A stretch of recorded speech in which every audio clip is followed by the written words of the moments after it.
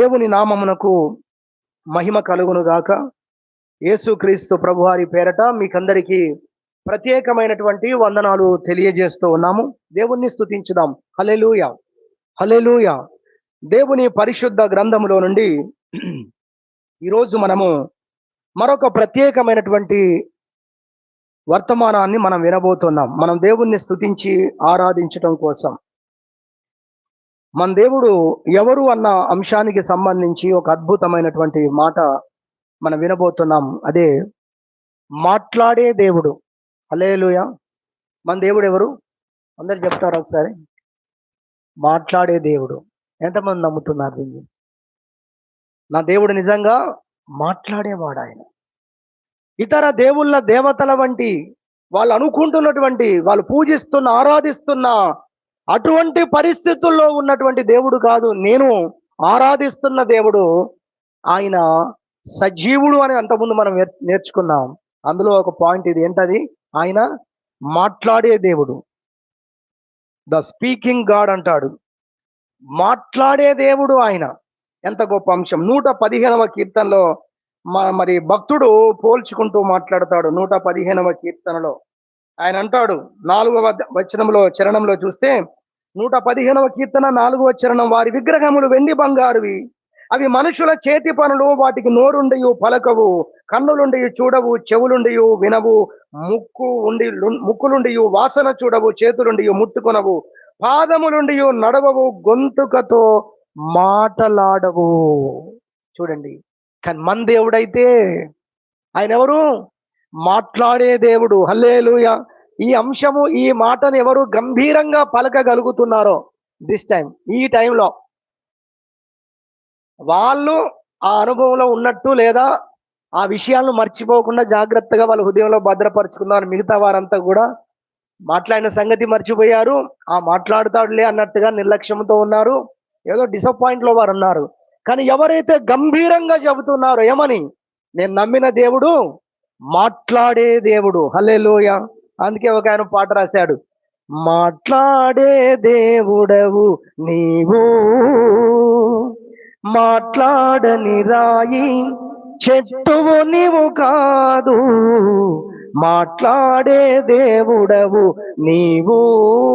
రెండు సందర్భాలు తీసుకోవచ్చు. ఒకటి, ఆయన ఉన్న పరిస్థితులలో దేవుని దగ్గర ప్రార్థన చేస్తూ జవాబు కొరకు ఎదురు చూస్తున్నప్పుడు ఈ అనుభవంలో వాడు ఉంటాడు. ఏమని? ప్రభువా, నేను ప్రార్థన చేస్తున్నాను, అయితే నువ్వు మాట్లాడే దేవుడు, తప్పకుండా ఒక రోజు నువ్వు నాతో మాట్లాడతావని పాడుంటాడు. ఒకటి అనుభవం. రెండవది, ఆయన ఆ పరిస్థితుల్లో ఆయన మాట్లాడిన తర్వాత సంతోషముతో, నువ్వు మాట్లాడే దేవుడు కదా ప్రభు అని ఆనందంతో పాడుకొని ఉంటాడు. ఈ పాటను రెండు సందర్భాల్లో మనం పాడుకోవచ్చు. హల్లెలూయా. మన విశ్వాసాన్ని అభివృద్ధి పరుచుకోవడం కొరకు ముందస్తుగా పాడొచ్చు ఈ పాటను. నువ్వు మాట్లాడే దేవుడవయ్యా అని, మాట్లాడే దేవుడా అని పాడవచ్చు.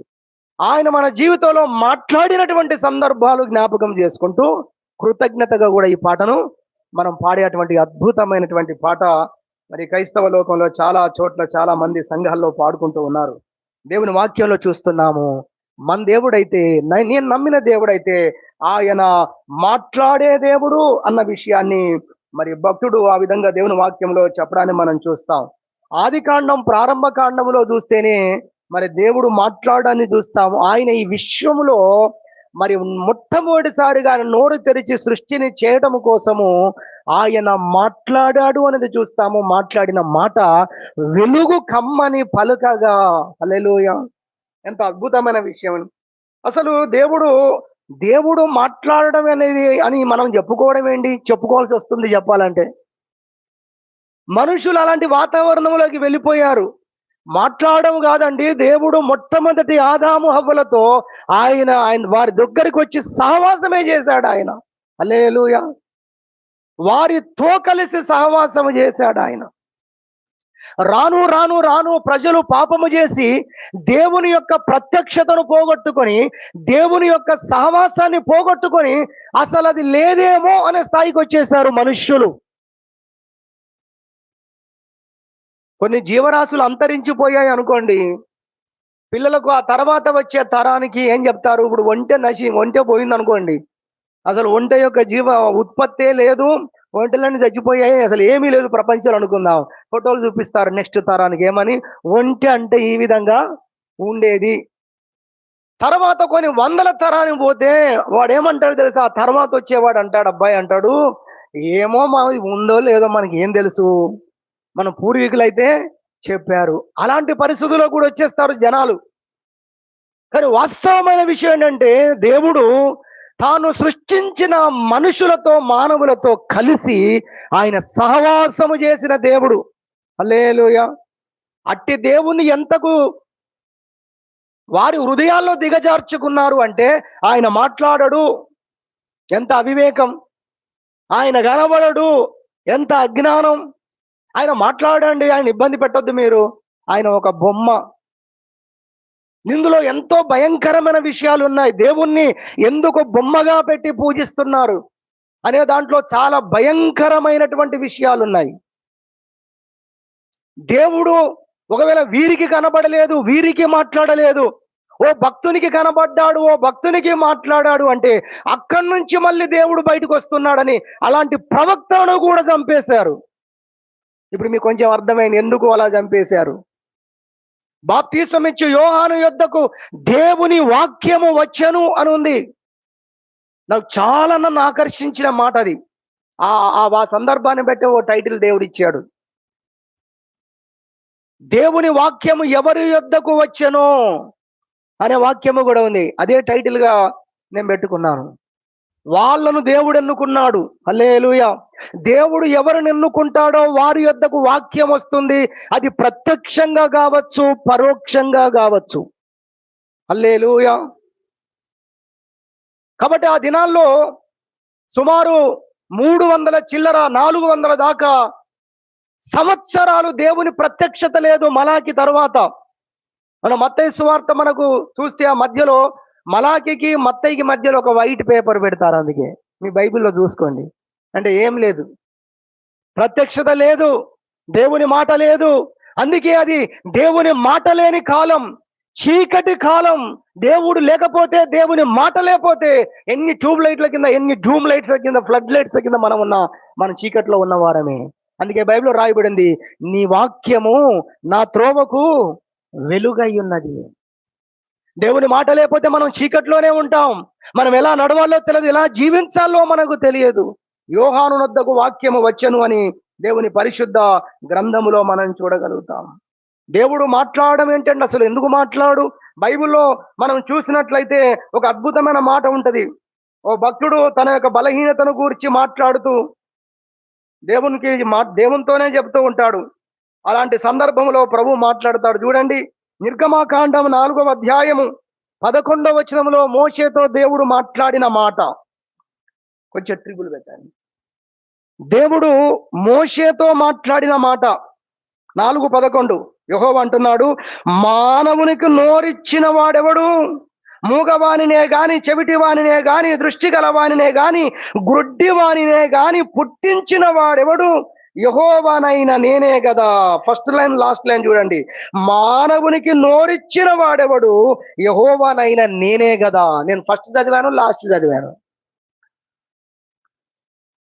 మాట్లాడే నోరిచ్చినటువంటి దేవుడు మాట్లాడకపోవడం ఏంటండి? మనుషులను చేసేశారు. వారి లోపాలు, వారి విషయాలు బయటకు వచ్చేస్తున్నాయి. రావద్దు కాబట్టి మాట్లాడని దేవుణ్ణి ప్రజలు తయారు చేసుకున్నారు. ఎంత దారుణమైన పరిస్థితి. దేవుని ప్రత్యక్షత వచ్చే ప్రవక్తలను వెళ్ళగొట్టారు, చంపేశారు. ఆ దినాల్లో వాళ్ళకి ఇష్టమైనటువంటి బోధకులను, వాళ్ళకి ఇష్టమైనటువంటి ప్రవక్తలను ఏర్పాటు చేసుకున్నారు. ఎందుకు? వాళ్ళకి ఇష్టం వచ్చినట్లుగా ఇప్పుడు దేవుని మాటల ఆ పేరున వాళ్ళ ఇష్టాలు మాత్రమే చెల్లుబాటు అవుతాయి. ఎందుకు దేవుణ్ణి బొమ్మగా మార్చేశారు అనడానికి చిన్న సబ్జెక్ట్ ఇది. మొట్టమొదటిగా మనం అర్థం చేసుకోవాలి, మానవునికి నోరిచ్చిన వాడే దేవుడు. ఆయన మాట్లాడకపోవడం ఏంటండి? ఆయన మాట్లాడుతాడు. హల్లెలూయా. ఆయన మాట్లాడే దేవుడు. ఇప్పుడు ఎలా ఉందంటే ప్రపంచంలో మనం ఎలా ఉందంటే, దేవుడు బొమ్మ కాదు, కొన్ని విషయాలు డైరెక్ట్ గా చెప్పకుండా ఇండైరెక్ట్ గా చెప్పే పరిస్థితులు కలుగుతున్నాయి. ఈ అంశం కూడా అలానే అనిపించింది నాకు. మన దేవుడు మాట్లాడే దేవుడు అని ఎలుగెత్తి చెప్పాలి. అప్పుడు మాట్లాడనటువంటి దేవుళ్ళు దేవతలుగా పూజించే వారందరికీ కొంచెమైనా కనువిప్పు కలుగుతుందేమో. దేవుడు అసలు సిసలైన కార్యాలు చేసే టైంలోపు ఎవరైనా మంచి మనస్సాక్షిగా వెళ్ళిన వారు మార్పు చెందే అవకాశం ఉంటుంది. హల్లెలూయా. ఆయన నాతో మాట్లాడాడు. నీ అనుభవంలో దేవుడు మాట్లాడిన మాటలు నువ్వు చెప్పాలి.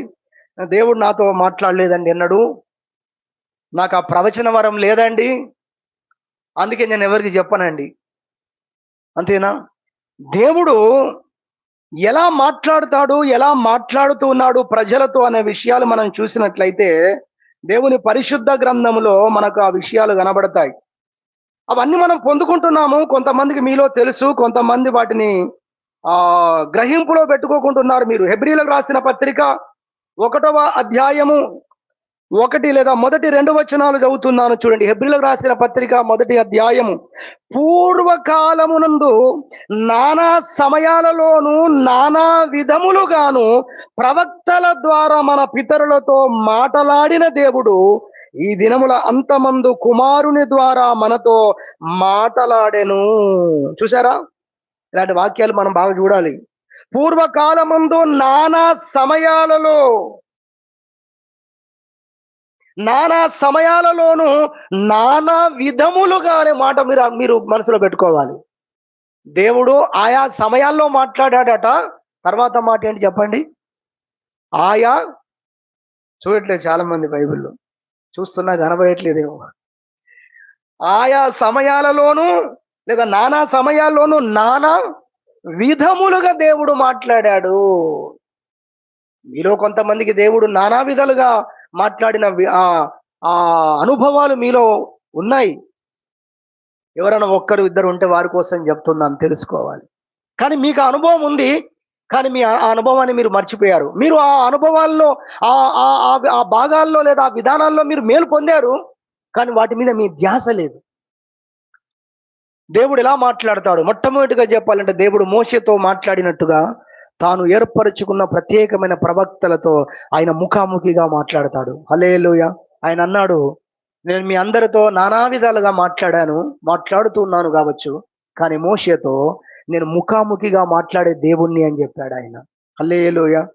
అదొక భాగం, నానా విధాలుగా అన్న దాంట్లో. 2, ఆయన తన ప్రవక్తల ద్వారా మనతో మాట్లాడతాడు. అంటే దేవునికి మనకు మధ్యలో ఒక మనిషి ఉండటం. ఆయన చెప్పింది ఆ ప్రవక్త విని మనకు చెబుతాడు. అది కూడా ఎంత గొప్ప అనుభవం అసలు.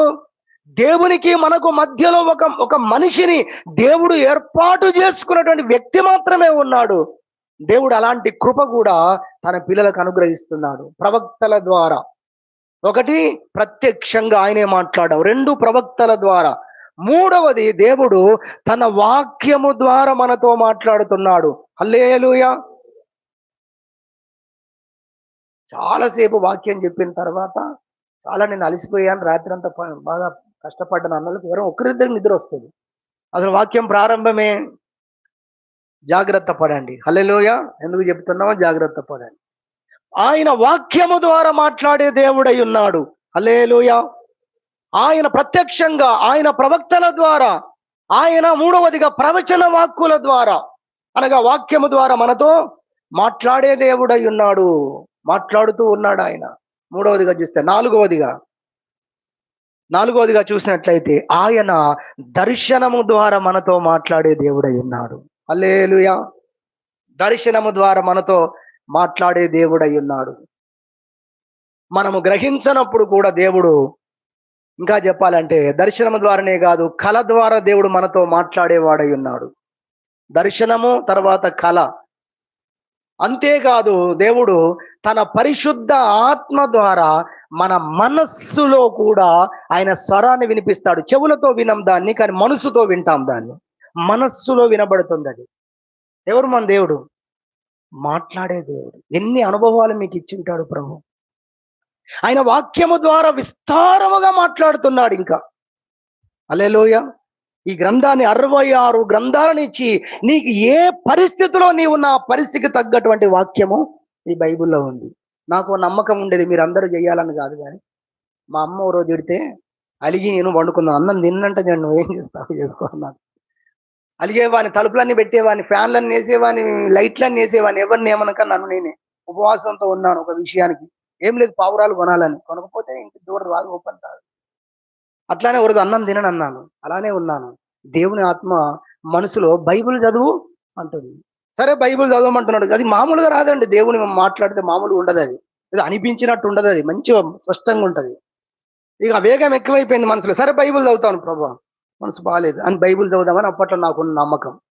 నేను కళ్ళు మూసుకొని బైబిల్ తీసి చదివేవాడిని. అది మీరందరూ చేయాలని కాదు, చేస్తానని అలా సక్సెస్ అవుతాను కూడా నేను చెప్పలేదు. హల్లెలూయా. నేనైతే అలా చేసేవాడిని నా చిన్నతనంలో. ఆ రోజు నేను ఆ 6th క్లాస్‌లోనో ఏమో గుర్తులేదు సరిగా. అప్పుడు బైబిల్ తీసాను అలా కళ్ళు మూసుకొని. ప్రసంగి గ్రంథం వచ్చింది. వేలు పెడతాను మళ్ళీ అక్కడ. అదే చదవాలి గదా! నచ్చింది మళ్ళీ చదవద్దు గదా! అని వేలు పెట్టి చూసేవాడిని. ఇలా మా అక్కయ్యలకు కూడా అలవాటు చేశాను. వాళ్ళు కూడా అలానే చేసి అది నా వేలు పెట్టి తీసుకొచ్చి దీని అర్థం చెప్పు అని చెప్పేవాళ్ళు. 4th, 5th క్లాస్‌లో వాళ్ళకి అర్థాలు చెప్పేవాడిని. హల్లెలూయా. సరే నేను వేలు పెట్టి చూసాను. అక్కడ చూస్తే ఏముందంటే, మీరు ప్రసంగిలో చూడండి 11వ అధ్యాయం ఉంటది. నువ్వు పోయి సంతోషంగా నీ అన్నం తినుము. 11వ అధ్యాయం 8, 9 వచనాలు. హల్లెలూయా. మాట్లాడే దేవుడు ఆయన. ఎన్నో అనుభవాలు చెప్పుకుంటూ పోతే భక్తుల అనుభవాలు ఎన్నో ఎన్నో ఎన్నో. ఒక పరిస్థితిలో చాలా భయంతో ఉండి వెళ్తూ ఉన్నాను. ప్రయాణంలో ఉన్నాను, బస్సులో ఉన్నాను. ముందు కూర్చున్నాను, బస్సులో ఉన్నాను. ఒక వాహనం ఓవర్‌టేక్ చేసి మా బస్సును ఓవర్‌టేక్ చేసి ముందుకెళ్ళింది. అక్కడుంది, భయపడకము నేను నీకు తోడై ఉన్నాను. కింద రిఫరెన్స్ కూడా రాసింది. నేనేమంటున్నానంటే మన దేవుడు మాట్లాడే దేవుడు. ఎలాగైనా మాట్లాడగలడు. ఏ విధానములోనైనా మాట్లాడగలడు. చిలకలూరుపేటలో సేవ చేస్తున్న షాలేం రాజు గారు జీవితంలో అలసిపోయి ఎన్ని చేయాలో పురోహితులు, పూజారులు, వాస్తులు, మాంత్రికులు అన్ని తిరిగి కుటుంబం అంతా అలసిపోయి చావొక్కటే మార్గం అని చచ్చిపోతానని ఎవరికి చెప్పకుండా వెళ్ళిపోతున్నటువంటి గడియలు ఒక రోజు ఆయన జీవితంలో వెళ్ళిపోతుంటే దారిలో చర్చి కనబడిందంట. చచ్చిపోయే ముందు ఈ చర్చిలో ఒక్కొక్కసారి వెళ్ళి ప్రార్థన చేసుకొని ఆ దేవుణ్ణి ఏమైనా కలుసుకుంటే ఏమైనా అవుతుందేమో చూసుకొని వెళ్ళిపోదామని వచ్చాడంట. చర్చిలో అడుగు పెట్టాడు. ఆ చర్చిలోకి వచ్చేసరికి వాళ్ళందరూ ఆ రోజు మరి ఆల్నైట్ పేరు బహుశా మొత్తం ప్రార్థన కూడిక. ఈయన కంటే ఎక్కువ దుఃఖంలో వాళ్ళు ఏడుస్తున్నారట. ఈయన అనుకున్నాడట ఆయన చెప్పిన మాట నేను చెప్తున్నాను. నేను చాలా దుఃఖంలో ఉన్నాను, వీళ్ళందరూ ఏదో ఏదో విషయాల కొరకు ఏడుస్తూ ప్రార్థన చేస్తున్నారు, బాగుంది టైం అనుకొని నా దుఃఖం ఎవరికి తెలియదని వాళ్ళలో కలిసి ఈయన కూడా పెద్దగా ఏడుచుకుంటూ ప్రార్థన చేశాడట. ఎన్నడూ అంటే ఆయన జీవితంలో హృదయంలో ఉన్న భారం మొత్తము కుమ్మరించేశాడండి. కుమ్మరించిన తర్వాత ఏం స్వరం వినబడలేదు ఆయనకి. నీకు లాగానే నాకు లాగానే. కానీ ఆయనకు మనకెలా దేవుడు మాట్లాడో ఆ విధానంలో మాట్లాడు. ఎలా తెలుసా? ఎలాగైనా మాట్లాడగలడు. నానా సమయాల్లో నానా విధములుగా మాట్లాడిన దేవుడు అని చదువుకున్నాం కదా హెబ్రీ పత్రిక 1:1. ఆయన ఇక వెళ్ళిపోదాం. లేకపోతే అక్కడ కూర్చున్న ఆయన కళ్ళు తెరిసి ఇలా చూశాడు. చూస్తే ఆ గోడ మీద చర్చిలో రాసిందంట. ఏమని? నీవు అప్పటికి కళ్ళన్నీ ఉగిపోయాయి, మొహం అంతా ఉబ్బిపోయింది, భయంకరంగా ఏడ్చున్నాడు. ఇలా చూశాడంట అంతే ఆ గోడ మీద. నీవు కన్నీళ్లు విడుచుట నేను చూచితిని. హల్లెలూయా. ఆ అనుభవాలు అద్భుతం అండి. అందుకే నీళ్లు ముంచి తీసుకొని పోయిన వారికే తెలిసింది ద్రాక్షారసం ఎక్కడి నుంచి వచ్చిందో, అద్భుతం ఎంత గొప్పదో. మిగతా వారికి ఏమనుకుంటున్నారు? దాచిపెట్టాడు విందు ప్రధాన్ అన్నాడు. భలే దాసవయ్యా అసలు. ఇంతవరకు నీ దగ్గర ఇది ఉన్నదంటే ఎక్కడో లోపల చుట్టాలకు బంధువులకని స్పెషల్ గా తర్వాత పెడదామని పెట్టినట్టున్నావు అన్నట్టుగా అన్నాడు విందు ప్రధాని. అంత అద్భుతంగా ఉంది. కానీ ఆ తీసుకుపోయిన వ్యక్తులకు తెలుసు ఇది కేవలము నీళ్లు మాత్రమే. యేసయ్య చెప్పుట ద్వారా అంత గొప్ప ద్రాక్షరసంగా మారిపోయాయి. ఎందుకు ఈ మాట జ్ఞాపకం చేశాం? పొందిన వారికే తెలుస్తుంది దాని విలువ. హల్లెలూయా.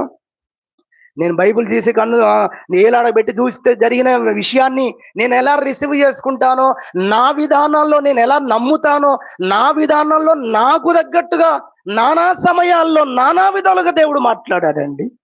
హల్లెలూయా. మెట్టుగా ఆయన మాట్లాడే దేవుడు, స్పీకింగ్ గాడ్. మన దేవుడు మాట్లాడే దేవుడు. ఎందుకు చింతించాలి మనం? ఎందుకు బాధపడాలి? 2 విషయాలు చెప్పి ముగిస్తాను. ఉపద్ఘాతాన్ని చాలా టైం అవుతుంది. 2 విషయాలు చెప్పి త్వరగా ముగిచ్చేస్తాను. మన దేవుడు మాట్లాడే దేవుడు అన్న విషయాన్ని దేవుని యొక్క పరిశుద్ధ గ్రంథములో నుండి మనము నేర్చుకుంటున్నాము. ఆయన అబ్రహాముతో మాట్లాడినటువంటి దేవుడు, ఆయన సమూయేలుతో మాట్లాడిన దేవుడు, ఆయన మోషేతో మాట్లాడినటువంటి దేవుడు, ఇలా మనం చూసినట్టయితే ఆయన అనేక జనములతో ఆయన మాట్లాడినటువంటి దేవుడుగా దేవుని యొక్క వాక్యములు అనేక విషయాలు ఉంటాయి. నిర్గమకాండం 19వ అధ్యాయము 18, 19 వచనాల్లో చూసినట్లయితే దైవ భయము ప్రజలకు కలుగునట్లుగా దేవుడు అన్నాడు. ఓ రోజు నేను వచ్చి మాట్లాడతానాగు అన్నాడు ఆయన. మోషే గుండెలు అదిరిపోయి ఉంటాయి.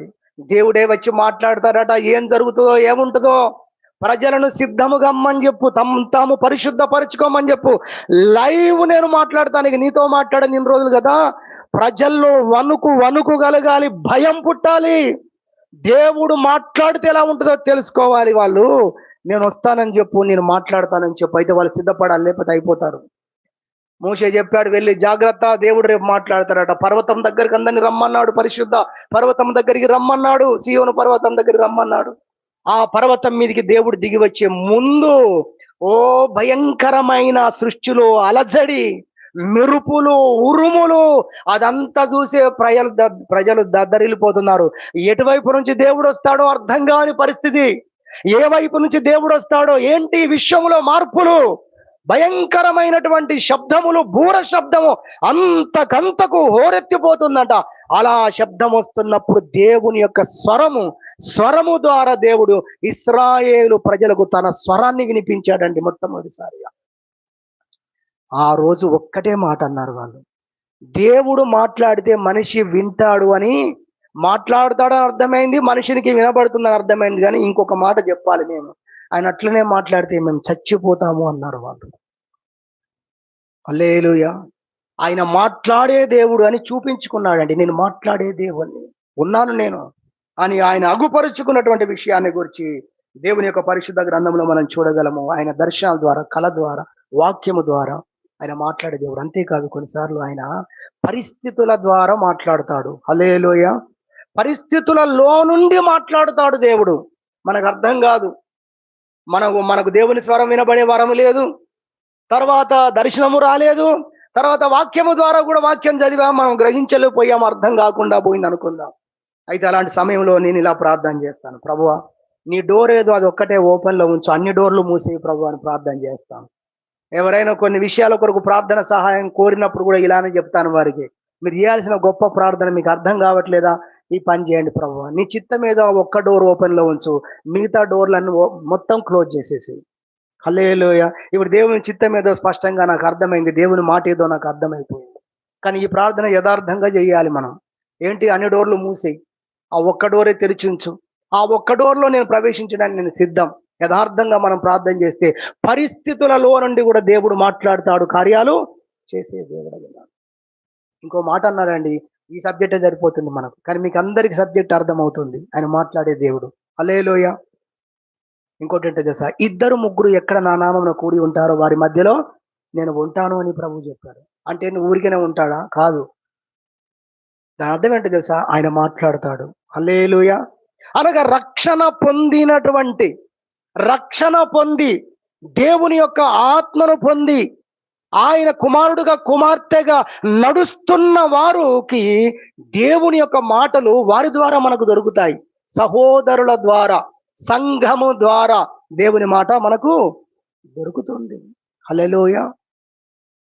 ప్రవక్తల ద్వారా అన్న దగ్గర అపోస్తలులు, ప్రవక్తలు, దైవజనులు అవన్నీ అక్కడ మీరు తీసుకోవాలి. సేవకుల ద్వారా అనే విషయాలు అక్కడ తీసుకోవాలి. సహోదరుల ద్వారా కూడా, రక్షణ పొందినటువంటి వ్యక్తి ద్వారా, అన్యుల ద్వారా దేవుని స్వరము మనకు రాదు. 100లో ఒక్కసారి దేవుడు ఒకవేళ బుద్ధి చెప్పడానికో లేదా కనికరపడే ఏ మార్గం లేకపోతే నీకు సహాయం చేయడానికి అలాంటిది ఏదైనా చేసి ఉండవచ్చు. ఇప్పుడు అంతెందుకు, దేవుడు బిలాముతో మాట్లాడడానికి తన మాటను ఎవరి ద్వారా మాట్లాడిచ్చాడు. అలా కూడా జరిగిన సందర్భాలు ఉన్నాయి. అలానే కాదు, వారు స్తుతించినప్పుడు ఏమన్నాడు, ఇది ఇంకా దారుణం, స్తుతించినప్పుడు ఏమన్నాడు, మీరు స్తుతించకపోతే రాళ్ళు కేకలు వేసేటట్టు చేస్తానన్నాడు. కేకలు వేస్తాయని కూడా అన్నాడు. హల్లెలూయా. ఎలాగైనా ఆయన తన మాటను మాట్లాడించగలడు. ఆయన మాట్లాడే దేవుడు గనుక ఆ విషయాన్ని మనం అర్థం చేసుకొని ప్రభువుని స్తుతించడానికి ఈ విషయాలు దేవుని వాక్యములో నుండి మీకు జ్ఞాపకం చేస్తున్నాను. 2 విషయాలు త్వరగా నేను జ్ఞాపకం చేసి ముగిస్తాను. 1, మన పరిస్థితులలో మనం ఉన్నప్పుడు, అది కష్టము కావచ్చు, అది బాధే కావచ్చు, అది అనారోగ్యమే కావచ్చు, అర్థం కాని పరిస్థితే కావచ్చు, అలాంటి పరిస్థితులలో మన దేవుడు మనతో మాట్లాడేవాడై ఉన్నాడు. హల్లెలూయా. నీతో నాతో మాట్లాడిన అనుభవాలను జ్ఞాపకం చేసుకుందాం. నువ్వు వాక్యాన్ని చదువుతున్నప్పుడు ఎన్నిసార్లు దేవుడు నీతో మాట్లాడలేదు? వాక్యాన్ని ఇలా వింటున్నప్పుడు ఎన్నిసార్లు దేవుడు తన మాట ద్వారా నీతో మాట్లాడలేదు? కళ ద్వారా మాట్లాడిన సందర్భం, ఇంకొంతమందికి దర్శనం ద్వారా మాట్లాడిన ఆ అనుభవం, మరికొంతమందికి తన ప్రవక్తలకు ఆ మాటను చెప్పి నీకు చెప్పించినటువంటి సందర్భాలు ఎన్ని లేవు?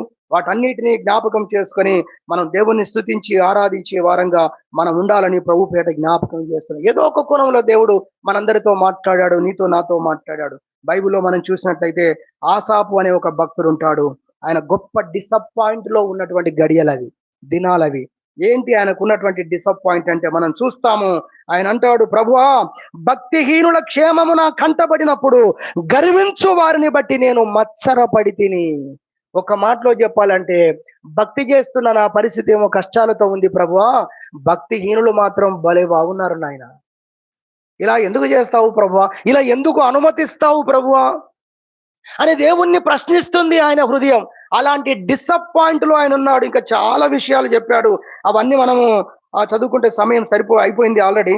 అయితే 13వ వచనం అంటాడు, నా హృదయము నేను శుద్ధి చేసుకొని ఉండుట వ్యర్థమే, నా చేతులు కడుగుకొని నిర్మలునై ఉండుట వ్యర్థమే, దినమంతయు నాకు బాధ కలుగుచున్నది, ప్రతి ఉదయమున నాకు శిక్ష వచ్చుచున్నది.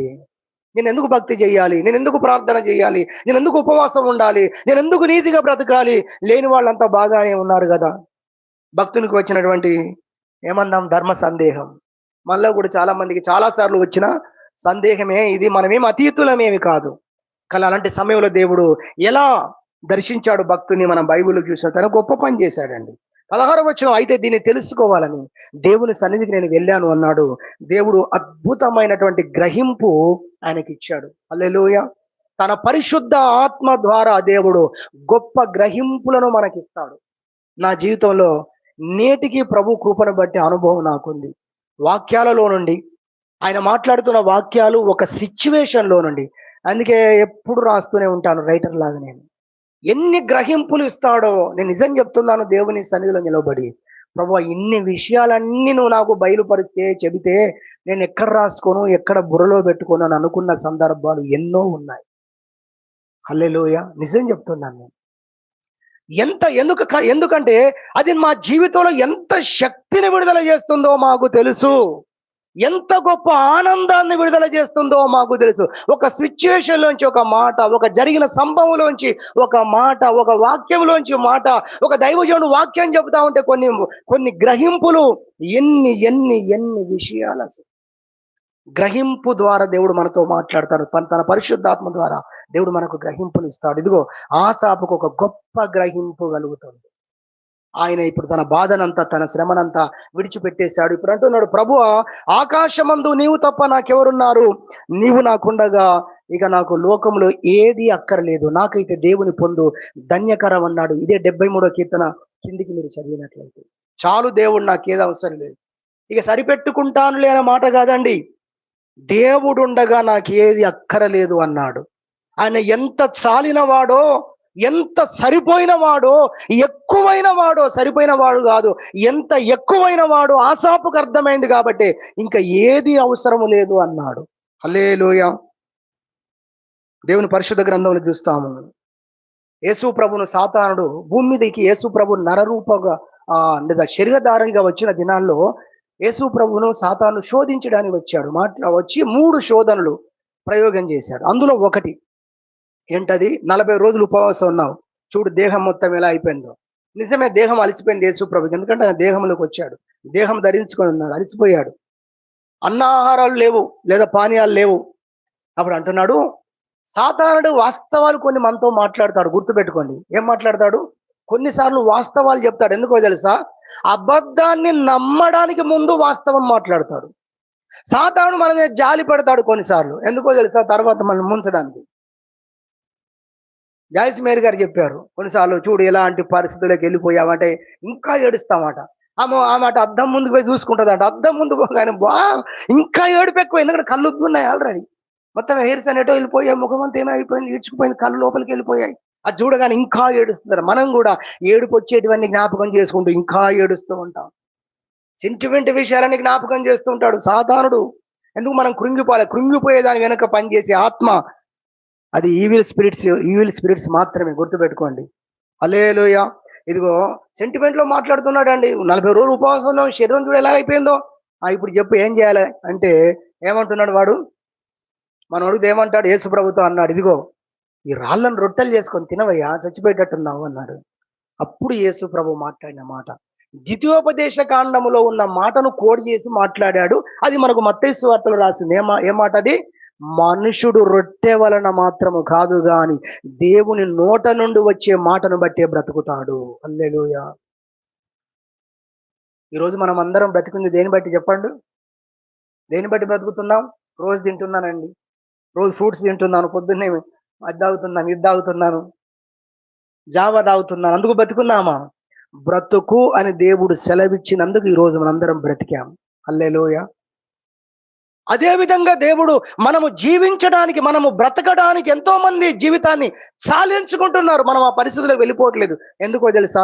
మనల్ని బ్రతికించే మాట దేవుడు మనతో మాట్లాడుతున్నాడు. మన కష్టాల్లో, మన శ్రమల్లో.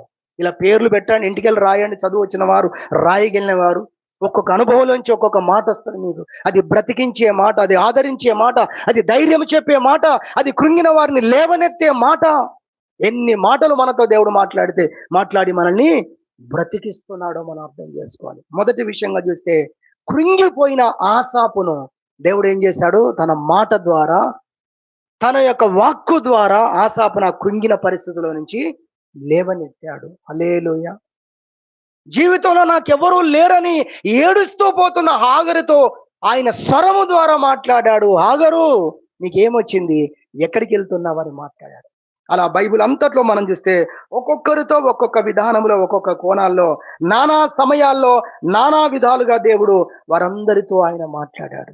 బైబిల్ అంటాడు, కీర్తన గ్రంథము 107వ కీర్తన 20వ చరణంలో, ఆయన తన వాక్కును పంపి వారిని బాగు చేశాను. ఆయన వాక్కును పంపి అనగా ఆయన మాటను పంపి ఏం చేశాడట? బాగు చేశాడు. దీని డైరెక్ట్ ఎగ్జాంపుల్ చెప్పాలంటే, శతాధిపతి దగ్గర చూస్తే ఏం చేశాడు? మాటను పంపాడు. హల్లెలూయా. వాక్కును పంపి బాగు చేశాడు. ఆయన పోలేదు, మాటను పంపి, వాక్కును పంపి బాగు చేశాడు.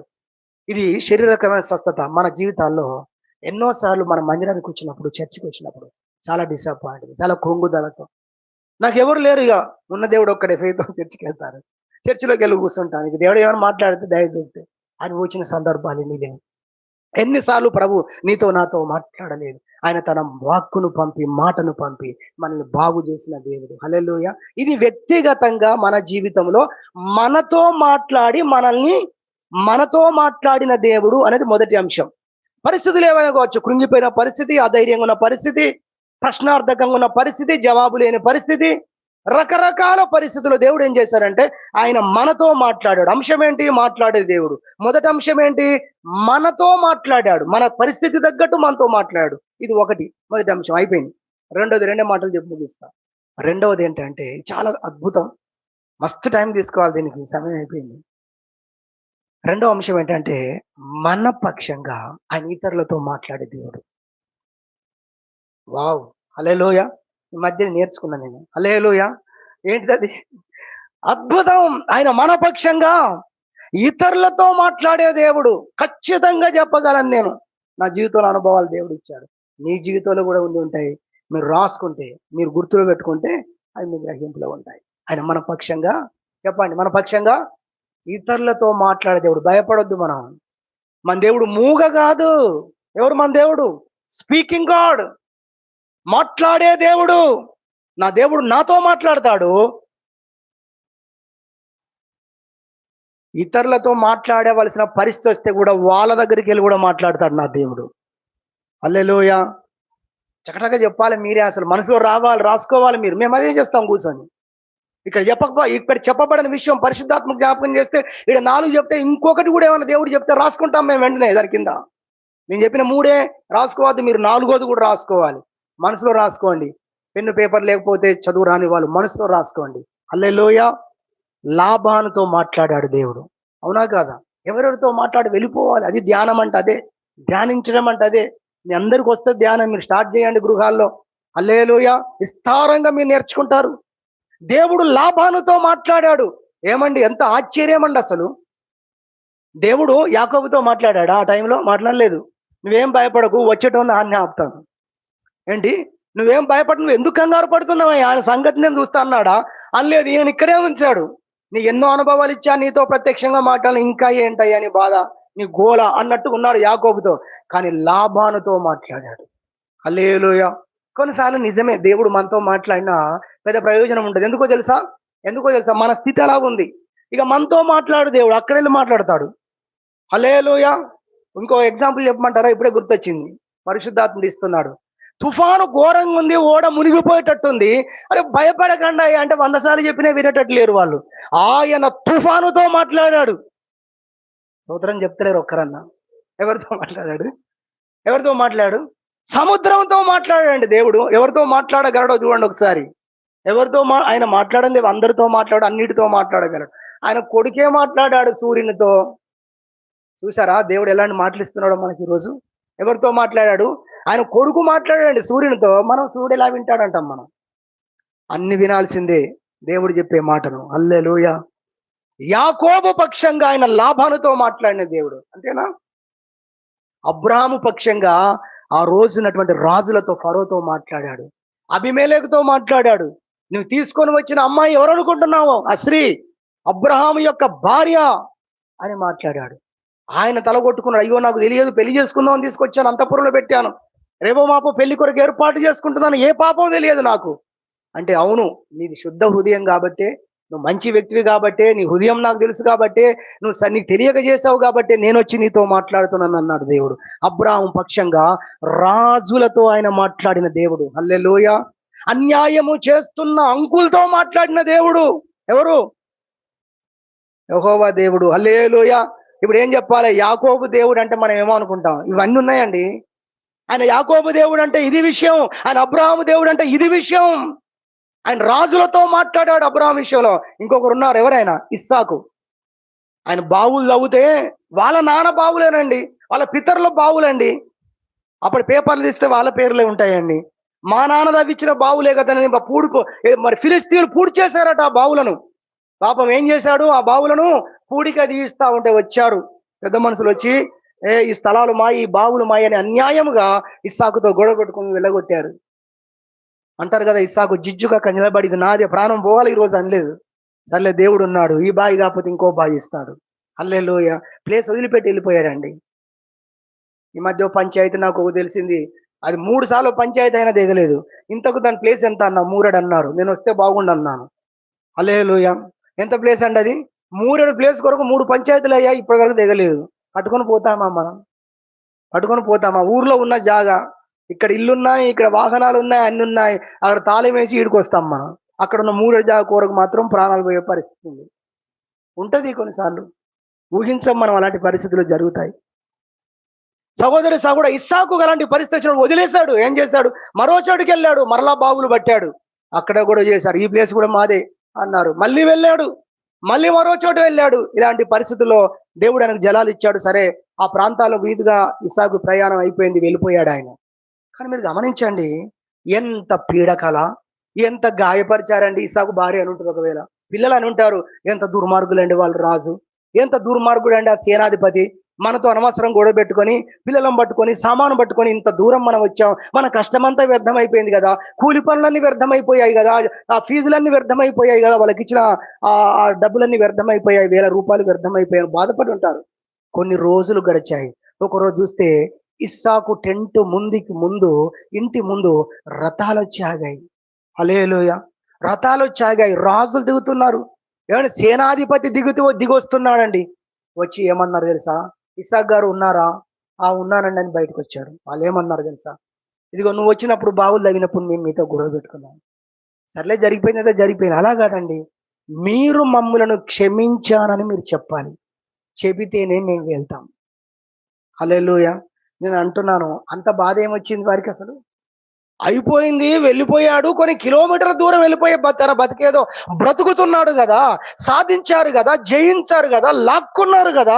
ఈ రోజు ఆ రాజు, ఆ సేనాధిపతి పనిగట్టుకొని ఇస్సాకును వెతుక్కుంటూ వచ్చి ఇంటికి వచ్చి చెప్తున్న మాట ఏంటో తెలుసా? నువ్వు మమ్మల్ని క్షమించానని మనసులో ఏం పెట్టుకోనని నువ్వు చెబితే మేము వెళ్ళిపోతాం. అంతేకాదు రేపు భవిష్యత్తులో మాకేం కీడు చెయ్యనని కూడా నువ్వు మాకు ప్రమాణం చెయ్యాలి. భయపడ్డారండి సేనాధిపతులు లాంటి వాళ్ళు, రాజులు లాంటి వారు. ఎందుకో తెలుసా? వాళ్ళ మనస్సాక్షితో దేవుడు మాట్లాడాడు. హల్లెలూయా.